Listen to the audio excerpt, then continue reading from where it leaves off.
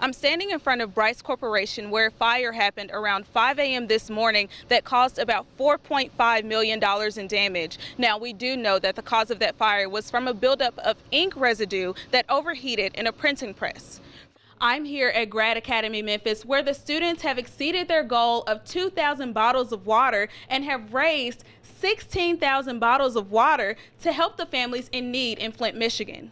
Blues lovers gathered here at B.B. King's to raise money for a familiar voice here in the Bluff City, Ruby Wilson. Now, Dory Ayers had been going to that clinic for about 3 years when his truck was stolen earlier this week. Today, he had no idea when he arrived that Memphis Street Outlaws would be presenting him with a new Chevy antique truck to own. Now, since we have reached record numbers in heat index in Memphis this year, the fish in this water are continuously dying. According to the Tennessee Wildlife Resources Agency, over 5,000 fish have been found dead in the McKellar Lake along the Wolf River. However, we spoke to an aquatic biologist who says the fish have not been there long. They died probably 2 days prior to that, so this event actually occurred, I don't know, probably a week or so from now. He says the only fish found in the water are silver carp fish, and they are dying because there is little to no oxygen in the water. Basically, you have a layer of water down deep that is real low in oxygen. The agency says the air temperature also rises, which causes the fish to swim to the top where they don't have oxygen. Without DO, the fish are well, sadly suffocating. Allen says the water is not harmful to humans, only to fish, and it happens every year. You know, you give it 3 or 4 days, and of course the scavengers will do what they do, and of course the fish, they deteriorate really quickly. In Memphis, Crystal Howard reporting.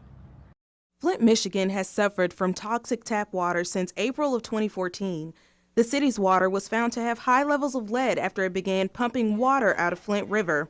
Rising concerns over the health of families has grasped the attention of many in the U.S.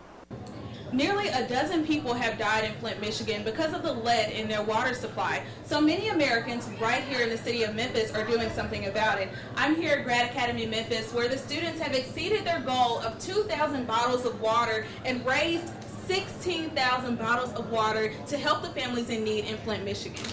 The high school students at Grad Academy are learning of social justice and had to come up with a project to find ways to help out the community. Instead, they chose to donate to families in Flint after watching compelling videos of how families are suffering.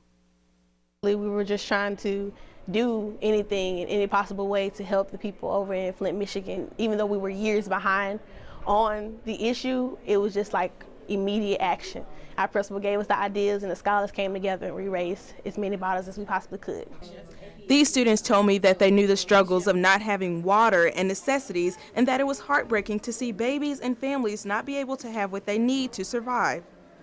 There was a time when I wasn't able to just cut on water myself, so with me knowing these people are over in other towns and cities struggling, not being able to have water, it made me reflect on how I was.